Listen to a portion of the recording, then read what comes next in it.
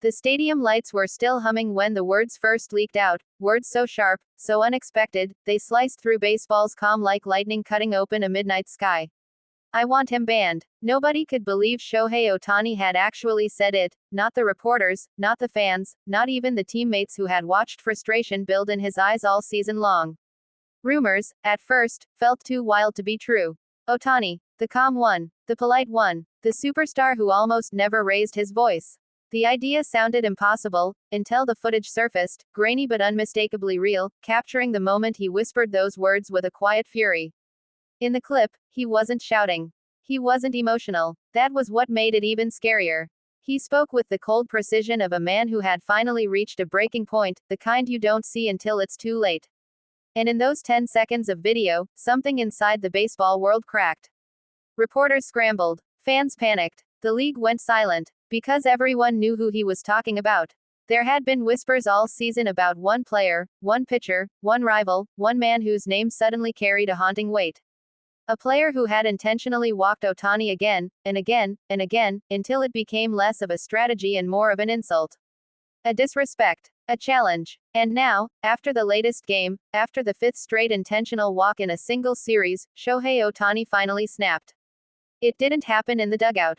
It didn't happen in front of cameras. It happened in a hallway, under flickering lights, where a single reporter caught a rare glimpse of Ohtani without the mask, without the smile, just raw frustration boiling through his veins. The United States sports media erupted instantly. Ohtani wants a ban. One headline screamed, "Who is the mysterious player targeting Ohtani?" Another demanded. Every talk show moved the story to the top of the hour. For the first time in a long while, Ohtani's name wasn't leading highlight reels, it was leading controversy. But the story didn't end there. Because the next day, Ohtani walked onto the field like a man reborn. No words, no emotions, just a stare that sliced through the noise.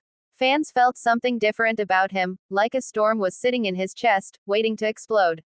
The pitcher he was referring to, whose name wasn't yet revealed, stood on the mound with a smirk, as if daring Ohtani to do something. To react, to break. And when Ohtani saw the catcher stand up, glove out, signaling yet another intentional walk, you could almost hear something snap inside him.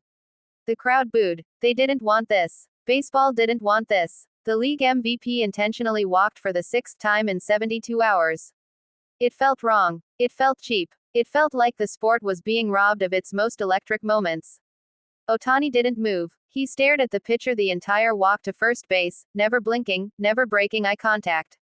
Every step echoed like a drumbeat in a war film. And for the first time, the pitcher looked away. After the game, Ohtani spoke, but differently this time. Measured, thoughtful, yet clearly fed up with being treated like a dangerous weapon teams refused to face. "This is baseball," he said. "Not avoidance. Not fear. If you want to compete, compete. If you don't," he paused. The room leaned in. "Then maybe you shouldn't be here."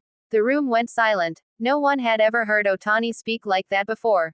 Not even close. It wasn't arrogance. It wasn't anger. It was disappointment, the kind that cuts deeper than rage. And that's when the US media dropped the bombshell. A name. A player they said had made it his mission to neutralize Ohtani. A player who saw walking him repeatedly not as strategy, but as psychological warfare. A player who reportedly boasted privately, "I'm the only guy who can shut him down." The baseball world froze. Ohtani didn't react publicly. But during the next game, something changed. Something subtle, yet unmistakable. He stood taller in the batter's box. His hands settled with a stillness that felt lethal. His eyes locked onto the pitcher like a predator finally tired of being cornered. This time, the pitcher didn't call for an intentional walk. This time, he tried to challenge Ohtani. And on the very first pitch, Ohtani unleashed a swing that looked like it had been building for weeks, maybe months. The crack of the bat echoed like a cannon. The ball didn't just fly. It disappeared into the upper deck as if escaping Earth's gravity entirely. The entire stadium rose as if pulled upward by shock alone. Ohtani didn't watch it. He didn't admire it. He simply lowered his bat, turned, and jogged the bases with the calm, cold expression of a man who had waited long enough. When he crossed home plate, he didn't celebrate. He didn't shout. He didn't pump his fist. He just glanced at the pitcher, 1 second, maybe 2, and in that brief moment, the message was louder than any words. "Ban me. Walk me. Fear me. I don't care. I'll still beat you. Analysts replayed the home run endlessly, dissecting not just the swing but the emotion, or lack of emotion, that followed. This wasn't anger anymore. This was dominance. The league office even released a strange statement, not naming names, but acknowledging that competitive integrity must be upheld. The controversy had become so massive that MLB had no choice but to address it. But Ohtani, he didn't talk about bans anymore. Because he didn't need to. He had made the field his answer. Fans began sharing stories online, clips, reactions, theories. Was the "I want him banned" comment truly about discipline? Or was it frustration with a growing trend of teams refusing to pitch to stars? Was baseball losing its competitive heart? And as the debate grew louder and louder, Ohtani remained silent, letting his bat send its own statement every night. Intentional walks slowed. Pitchers grew braver. The fire faded. But the moment changed something profound.